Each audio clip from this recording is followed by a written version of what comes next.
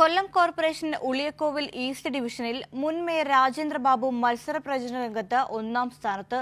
രാഷ്ട്രീയ ഭേദമന്യേ രാജേന്ദ്രന് വോട്ടർമാരുടെ പൂർണ്ണ പിന്തുണ.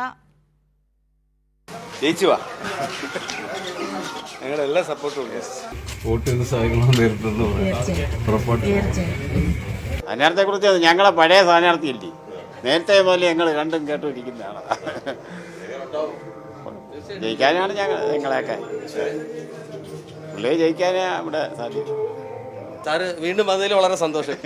വീണ്ടും പുരോഗമനത്തിൻ്റെ ഒരു ഭാഗമായിട്ട് നിൽക്കുന്നതിൽ ഞങ്ങൾക്ക് വളരെ സന്തോഷമേ ഉള്ളൂ.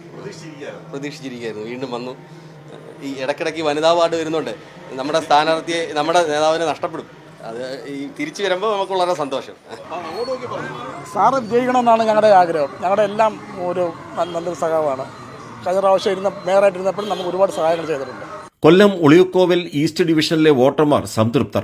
ഇടതുപക്ഷ സർക്കാരിന്റെ മികച്ച പ്രവർത്തനം, കൊല്ലം കോർപ്പറേഷനിലെ തുടർച്ചയായ 30 വർഷത്തെ നല്ല ഭരണം, അത് നൽകിയ വികസനം, ലൈഫ് മിഷൻ വീട്, തെരുവ് വിളക്ക്, കുടിവെള്ള പദ്ധതി, ക്ഷേമ പെൻഷനുകൾ, അതിദരിദ്രരെ കണ്ടെത്തി ഇവരെ കരകയറ്റിയത്, ഇതെല്ലാറ്റിനും പുറമെ മതേതരത്വം സംരക്ഷിക്കുന്ന ഇടതുപക്ഷ കൗൺസിലർ ഉളിയക്കോവിലിൽ ഈസ്റ്റ് ഡിവിഷനിൽ സമാധാനവും കൂടി നിലനിർത്തി.